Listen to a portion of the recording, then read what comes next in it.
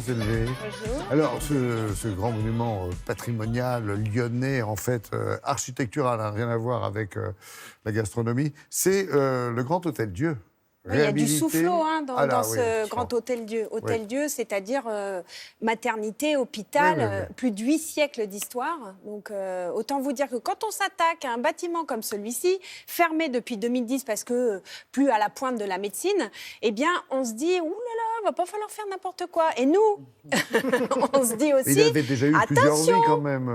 Oui, mais vraiment fermé en 2010 quand même. Et là, l'enjeu était colossal. Ça veut dire que quoi, on a un accompagnement incroyable des bâtiments de France, de tous ces architectes qui travaillent pour ça, monuments historiques effectivement, et puis aussi on fait appel à des architectes contemporains d'aujourd'hui. L'enjeu il était aussi important parce que c'était une maternité, c'est-à-dire que je ne sais pas combien de Lyonnais sont nés d'ailleurs, ils pourraient m'envoyer un petit chiffre, combien de Lyonnais sont nés là-bas. Et n'avaient pas envie que ça disparaisse, n'avaient pas envie non plus de ne pas pouvoir rentrer dans les lieux, que ça soit trop luxueux, trop truc, pas à eux.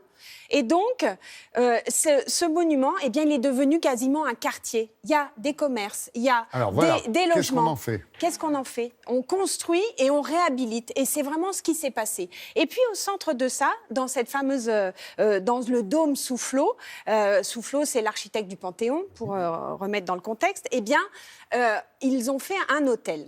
Et c'est Jean-Philippe Nuel qui a été aux manettes de cet hôtel. Jean-Philippe Nuel, c'est, on va dire, le spécialiste des monuments. Vous savez, la piscine Molitor à Paris, c'est lui qui l'a transformée en hôtel aussi. Enfin bon, il a à son actif comme ça des grands bâtiments. Il sait voir les choses, il sait les remettre au goût du jour sans que ça soit ostentatoire. Moi, c'est ça qui m'a plu. Pas facile à dire, hein, sans que ça soit ostentatoire. Ouais. Je m'étais mis ça comme défi ce matin, sans que ça soit ostentatoire. 22 sur 20. Ah, merci. Bravo, voilà, donc Jean-Philippe Nuel a réussi. Nous avons une petite visite guidée. Regardez. Ici, on est dans l'entrée de l'hôtel, mais pas seulement de l'hôtel, on est dans l'entrée du site. L'hôtel est scindé en deux parce que cette entrée, elle est laissée libre à tous les Lyonnais qui peuvent pénétrer dans le site. Ici, on est dans la partie 18e du bâtiment qui a été faite par Soufflot, l'architecte du Panthéon à Paris, dans lequel on a aménagé le bar. Le Grand Dôme, c'était en fait la chapelle de l'hôpital. Et au centre de cette chapelle, il y avait un hôtel religieux. Et cet hôtel, il était lui-même entouré d'une petite barrière où les gens déambulaient. En fait, dans le projet, ce qui était intéressant, c'est de se nourrir de l'histoire et d'avoir gardé finalement le même plan. À la place de la barrière, maintenant, il y a des grandes banquettes. Et ces banquettes, elles sont habillées à l'arrière par des soieries lyonnaises. On est dans un lieu qui est entièrement classé, les intérieurs et les extérieurs. Donc ce type d'aménagement, lui aussi, doit prendre en compte les normes de conservation. Et c'est vrai qu'on ne doit même pas faire un simple trou dans les murs. Donc voilà, il y a tout un travail plus technique. On a fait travailler des artistes et des artisans. Et ici, vous avez le travail de Manuela Paul-Cavalier.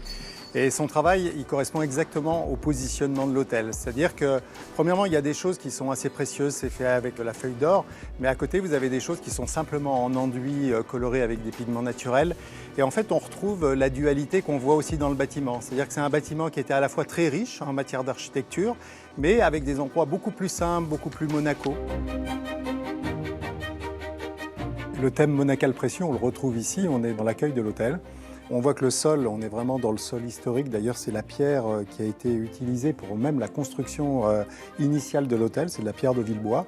On le retrouve dans le plafond, puisqu'on a un plafond à la française qui est simplement un bois qui est chaulé.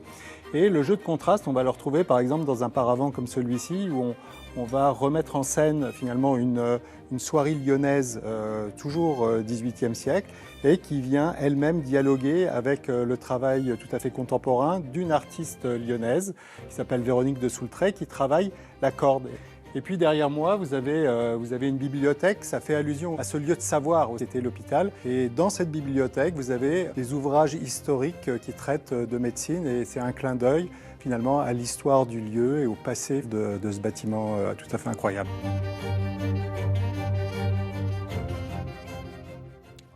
C'est agréable de savoir que c'est ouvert à tout le monde, quoi. Oui. Bah oui, on passe au milieu. Et après, il y a les cours, on peut se promener. On y est allé là pendant l'été, les gens pique-niquaient. Donc, et tout ça grâce à des professionnels du coin, quoi, de la région, oui, non? Oui, parce que effectivement, Jean-Philippe Nuel, il est allé chercher les artisans locaux, des artisans aussi français de grande facture, plus des artistes, en retravaillant les codes, justement, lyonnais. On parlait de la soirée. Pourquoi vous rigolez? J'ai dit un quoi? petit peu la tête en avant. Ouais, c'est ça. C'est un épi. C'est un épi. Non, mais ça fait rire. La mais restauration ça, n'est pas terminée. Ça, c'est mon problème capillaire. J'ai C'est un pas gros fini. problème capillaire. Sylvia essaye de faire quelque chose tous les matins, mais bon. C'était Sylvie Adigard de Lyon. Adigard de Lyon. Ben ouais, Ah, c'était mais un oui, moment où fallait la jamais. faire. Allez, Bravo. merci à tous les trois.